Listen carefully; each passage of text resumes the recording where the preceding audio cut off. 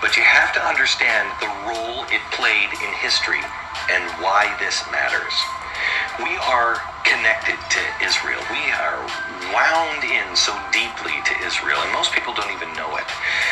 The Bible and our own history shows us how, and I'm going to show you just a couple of things tonight.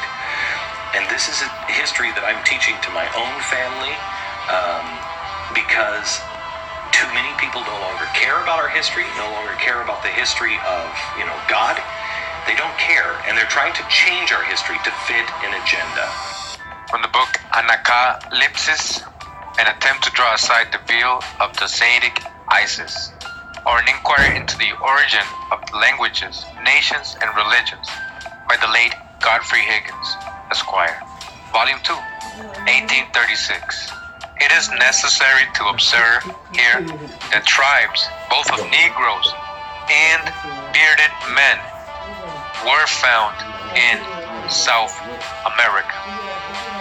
Again, it is necessary to observe here that tribes, both of Negroes and bearded men, were found in South America. And again, we're always going to go back to foundational truth. Even though we're just relating old world things to here in America, again, we run into this foundational truth that the aboriginals of this land, the first inhabitants, the First Nations, First Peoples, again, were Negroes and had beard.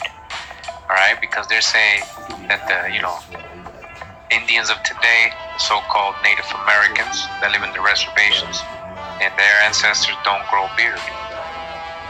Alright, but we have clearly here, right? And you see the footnote, it says number 4, and down in the bottom, number 4 is Antiquities of Mexico, volume 6, page 290 to 291. And the best thing about that is that I have this book, so let's go to it right now. Yeah. Again, the book is called, the source that they're using is Antiquities of Mexico. It says here, comprising facsimiles of ancient Mexican paintings and hieroglyphics by Lord Kingsborough, the drawings on stone by Aglio, and 7 volumes. Again, this is volume 6. So let's go to page 290.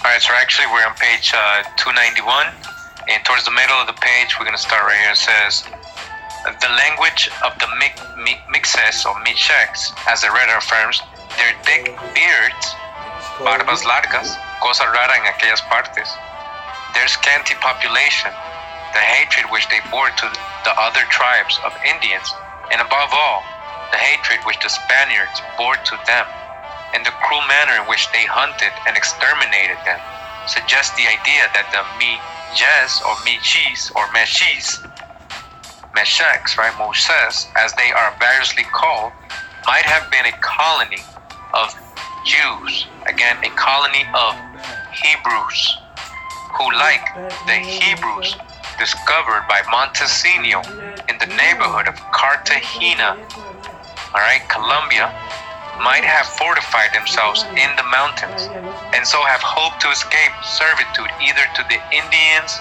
or the Spaniards. It would be surprising if it would fair to presume from the silence of Spanish historians either want of information on their part or of research and curiosity on the part of others, instead of ascribing the reserve to other causes, to find that scarcely any mention is made in their writings of a bearded nation and blacks discovered amongst the Indians. Okay, again, they're saying that if they would stop with their reservation of holding information, of not going deeply investigating things because of the prejudices they're bringing with them, right? All right, their whole perspective of what they think history is and reality is. If they wouldn't do that, right? And they would actually take notice and make mention in their writings of the bearded nations, right? That existed here, bearded nations, and the blacks, it says here, that's the hijack, copper-colored tribes, so-called Negro, right? Blacks, discovered amongst the Indians. And we're going to go to that footnote, but let's keep reading. It says, although a black skin and a bearded visage afford the surest argument of a mixture of foreign blood with that of the smooth and copper-colored Indian race.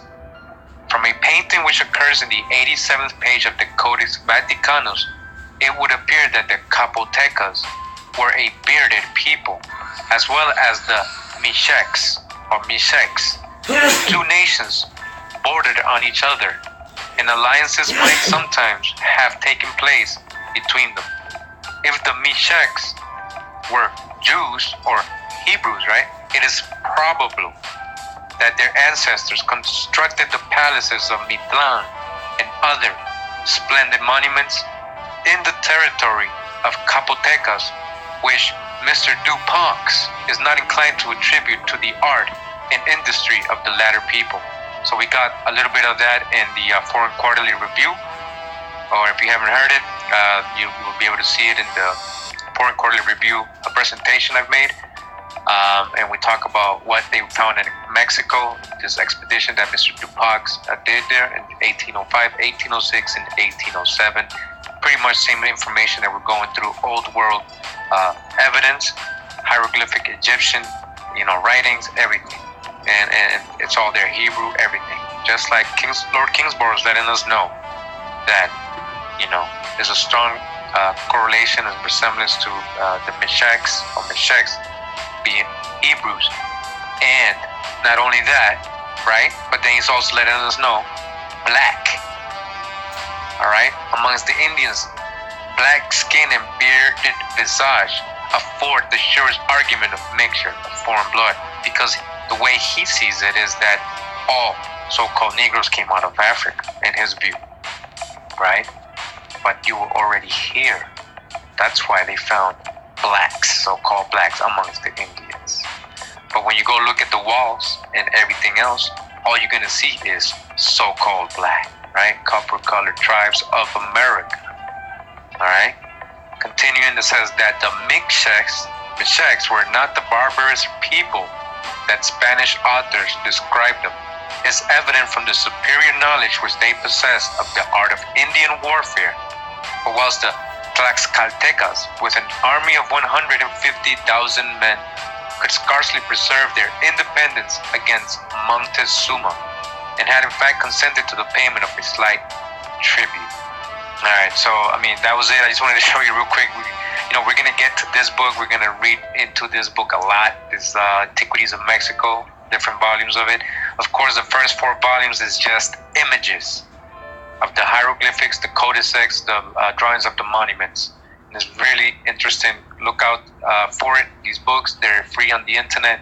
Antiquities of Mexico by Lord Kingsborough. All right. So again, we went all the way to Lord Kingsborough's book because we were reading this book, right, on Apocalypsis, and it was saying to us that it is necessary to observe here that tribes both of Negroes and bearded men were found in South America. So we went to verify the source. We everywhere were met with the Mexican divine names ending in tle or T-L-E as Teotle, that is D-O or God Tle. It has been observed by Lord Kingsborough, as well as by almost all the Spanish authors, that the Mexican language, again, it has been observed by Lord Kingsborough, as well as by almost all the Spanish authors, that the Mexican language is so full of Hebrew words as to be almost Hebrew. So again, they're saying almost Hebrew. Do these people know ancient Paleo Hebrew? So how are they saying almost Hebrew when all they know is the Hebrew afterwards, after the original Hebrew?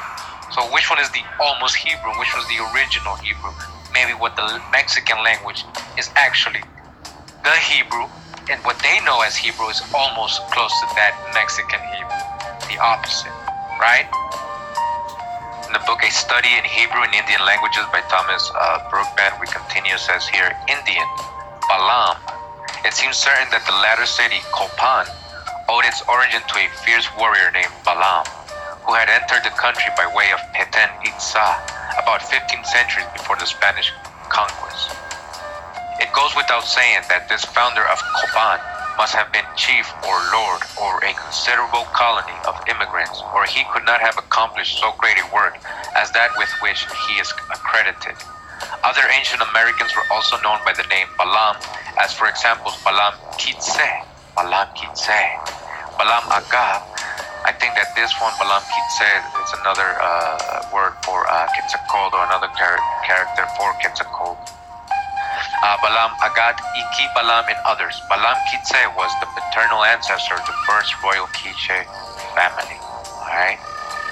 These three Balams and other persons by the name of Mahukuta were the rulers of high priests of the people. Right? High priests, these are khans, priests, kings, khans. As long as they lived, and after their death, royal rights and dignity were attained by some of their descendants.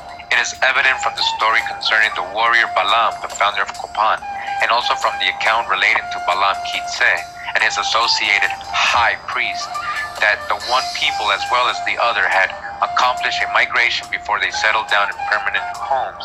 Respecting the travels of the latter, it is stated that the journey had been a long one. Alright, so they're talking about the migration legends of the Quiche Maya, right? They have the annals of the Kashikal that we're going to get into more. We've got into it before, and how they came from Tulan, or the seven caves, right? Aslan. So does the Mexica, or the Aztecs, have the same migration story from Aslan, or the seven cities, the seven caves. All right. So it continues, says Hebrew. Now, Balam, right, in Hebrew. This name, which has come through Hebrew sources to us, is but a slight variation of the Indian name Balam. It's just one letter missing. It seems to have been quite a favorite with the ancient Americans. The meaning of Balam, as Dr. John gives it, is pilgrim or lord of the people. Pilgrim or lord of the people, which means the same thing we just heard, right, in Quiche. The use of it instead of and or in that definition could scarcely make it apply more fittingly to the Indian Balams just named than it does as it stands. It may be objected that the accounts respecting them are myths, that American rulers and chiefs bearing such names and performing such works never lived. But even granted that the stories are fictitious, there is yet lacking a satisfactory explanation as to what led the ancient Indians to pitch upon a name for some of their mythical characters, which has a meaning from a Hebraic point of view, so appropriate that no one can better it allowing the Balams to be real personages, and that stories related to them strictly true. And we know they're real stories. These are your ancestors.